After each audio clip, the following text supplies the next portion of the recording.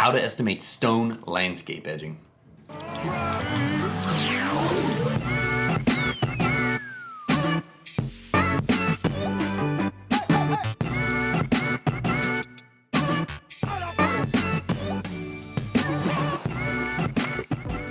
Hey everyone, I'm Jacob Godar, and my channel helps contractors deliver and clients experience a luxurious everyday life through property transformations.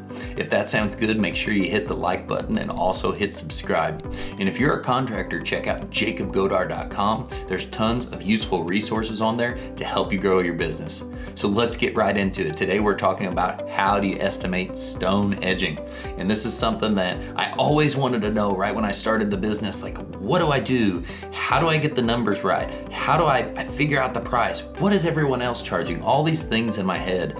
And I realized that's one of the biggest things that a lot of people are trying to figure out is how to price, how to figure it out, how to know what to do. That's what I want to help you with today. So we're going to get right into it with one of the most important things when you're doing an estimate is looking at the variables. And when you're doing edging, a lot of times the variables are what's in that dirt that you're gonna remove and how are you gonna remove it? Are you gonna use a spade or are you gonna use a bed edger to trench your trench?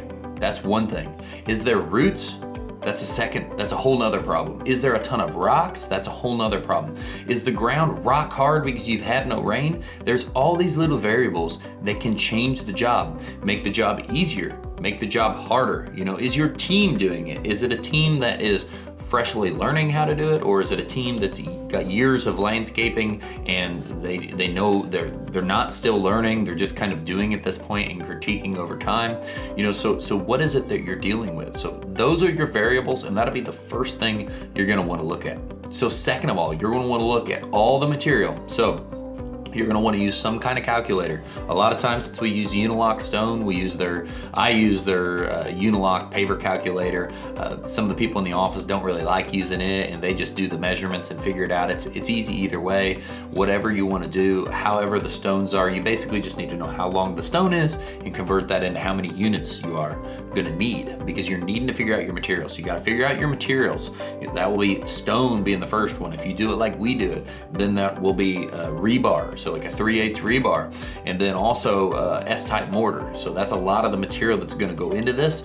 But another thing that I allocate like material is disposal, because since we're spending money on that, I still make sure if we get taxed or whatever the case is, taxes are added on and it's marked up. Same for all the materials. You're gonna wanna allocate for all these materials. You're gonna wanna figure this all out in your area, and then you're gonna wanna add your taxes and then whatever your markup is, because we're gonna work this all the way into getting a per foot price, but you can't do that without knowing first what it actually takes to get to that number. So lastly, what is the most important part, the hardest to estimate, the one with the most variables, and it's something I hit on in the very first portion, and that is your labor. You've figured out your material, you've looked at your variables that your labor is gonna run into, but now you're getting down to figuring out that actual labor time, because the more you do this, the more you'll be able to figure out, and the more you'll be able to use those times and what you've had before and break it into a per foot price, so you can give quick estimates before you really truly finalize something. So when you meet someone out on a property, you're able to give them a quick number and say, hey, does that sound good? If that sounds good, cool, I'll finalize the estimate and I'll get you that sent. And so for figuring out labor, this is something that I cannot give you a number. I can tell you what I've seen us charge, and I've seen other people charge. I've seen people charge to do a similar to what I'm talking about in our area, anywhere from $10 to $20 a foot, based on if it was cheap block or it was nice block or it was flagstone, and if there was a bunch of cutting. Those were all the variables. So that's really what I've seen. I've seen the 10 to the 20 with everything included. Now that's a huge range.